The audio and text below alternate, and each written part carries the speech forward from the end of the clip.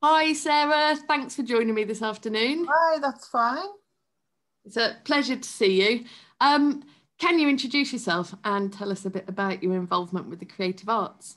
Yeah, so my name is Sarah Falconer, and I've recently set up, so like as in the lockdown in 2020, I've set up something called Steel River Crafts.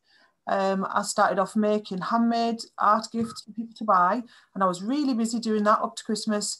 And then I did a pilot of art classes for people in lockdown where they can access it from home safely on Zoom. And we've been doing a calm crafting session of mindful doodling. It's based on something called the Zentangle method. Look that up if you want to know what it is. It's fascinating. And they attend and it all works on a pay as you feel basis. So that allows everybody to be able to afford to do it. And it's really lovely. A growing community of people growing in confidence and sharing their skills.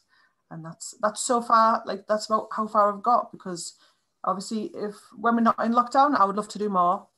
I've got a kids group doing the same. And that's about what I have time for, but I want to do more, definitely. Brilliant. So it's terrific to hear, something really positive, a project starting from within lockdown rather than being shut down before it. So were you involved with the arts before then? It's always been a passion and a hobby. So I did GCSE art, and that would be the last formal thing I did with art. And then when I need to decide on, I was going to train to teach, and I was trying to choose teaching art or teaching English. And I was advised to go with English because it's more of a national curriculum subject. And I've taught English for the past 17 years and I've loved it. But there's always been that part of me that's wanted to teach art. So I think thinking about life and priorities in lockdown, I've thought, right, let's take a leap of faith. Let's do this, put it out there, see who's interested. And each thing I've put out there, I've been so blessed with who's interested and how it's gone, really. Terrific, absolutely. There's quite a few people that I've interviewed along the way who've been told or advised to go into the sensible things, sensible subjects, and have managed to wing their way back into the arts and dreams. So that's terrific. But also people from the younger generation that have been encouraged to do that from the start, which is terrific. So I think, have you got some stuff to show us and that will explain a little bit more about your work? It's really good to have a look at stuff to give you a good idea. So let's have a look. I just need to put it on. There we go. Sorry, technical stuff there. Okay, so that's just our logo. So yeah, I do a calm crafting course called Mindful Doodling, and I want to look at other calm crafting courses, but this, you can see some of the members there showing their Christmas creations at the end of our pilot. This is a big collage, all to do with the members' art. This is things they've made themselves. None of mine in there, that's all theirs. And these are designs I've actually crocheted from looking at an animal or looking at a picture, and I've made the design myself. I learned to crochet self-taught from YouTube, and then I've been able to eventually get to the point where I can just make something from the thread. And that's what those are. And I think the last one, just new, I've been doing some pyrography, which is wood burning. I've only been doing it 2 weeks, and I'm amazed. And people have, how long have I been doing this for? It's so new. But I'm looking at a range of nature badges to start with, and these feature bees, and I'm looking into donating to a bee, like a wildlife trust for bees when I sell these. So that's coming up. Let me just, there we go. Oh, yeah, there. So, yeah, loads of stuff there. So tell us about this, I can't remember what you called it. Is it pyrography? Yeah, I think pyro means fire. So it's I've got a pen which it burns on the wood, but actually I've learnt that it's not really burning that I want to do. If I'm getting smoke and if I'm getting a flame or a flicker, then I've pressed too hard and you end up burning a bit of the wood. So really, you very gently move over the wood, very slowly. It's nice and calming because you're doing it slowly. Absolutely lovely. And those earrings. Oh yeah. So there were my design where, in the first lockdown, there's loads of rainbow earrings, but I wanted something different. So it's a whole circle of like a rainbow and a sun.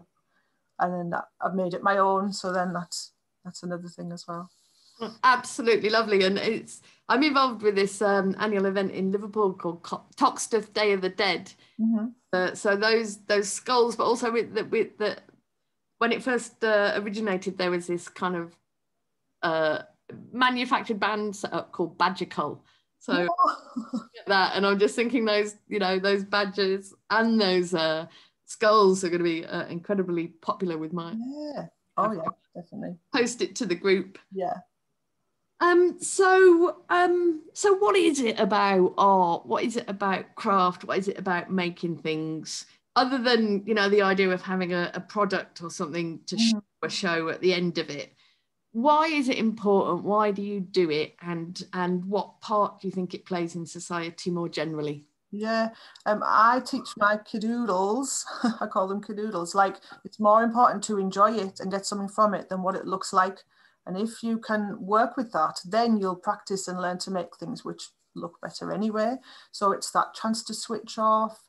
It's quite therapeutic, and just that process of creation, and you're totally mindful on the moment, is so beneficial. And that's why I wanted to share it with others, with other community groups. So I think that's why it's important.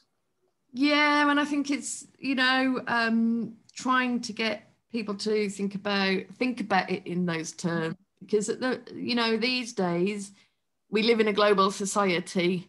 If you want to, you know, it's like you end up comparing yourself to everybody in the whole world. You know, the best, most well supported people. It's like, and it's not about that. It's not about being the best, being world beating.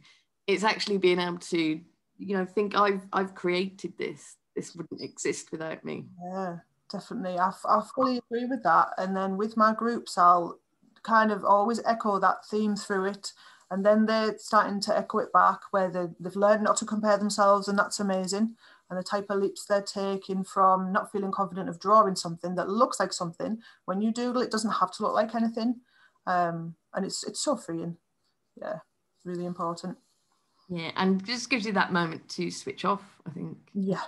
Concentrate on that, you know, taking it down into something small. Again, not having to think about everything that's going on and all the problems, just that moment of relief. And loads of time can go past when you're doing it.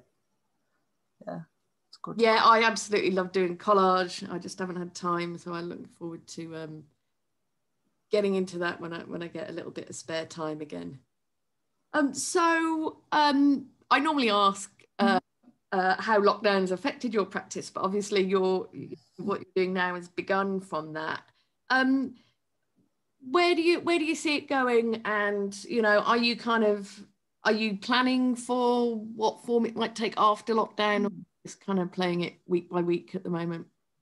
Yeah, I've got dreams for the future, but because we don't know how long it's going to take to be able to meet up safely in the community. Then I'll keep it as a dream. But I used to do community classes a few years ago, and I'd like to keep doing that. So, you know, be in somewhere public where people can just come and try something out, where my regular groups can come and meet. Like I've just started pyrography, I can pick up different art forms quite easily. So I would pick it up, learn what I can to be able to share it, pass the skills on. Yeah. Brilliant. Well, one of the things that I you know, want to do when we are all allowed out is to have a big event at the auxiliary. So all 250 interviewees are involved in some regard. So it'd be absolutely brilliant if you came down there and did us a workshop and let us immerse ourselves in it, because that's the idea, that like in the morning there'd be sort of workshops and seminars, and then lead to performance in the afternoon, and then a great big party to round it all off. Oh, really good to be involved. Terrific. Well, thanks for talking to me. It's been absolutely lovely, and yeah, I look forward to meeting you out there when we can. Yeah. Oh, thank you so much. Right, take care. Bye.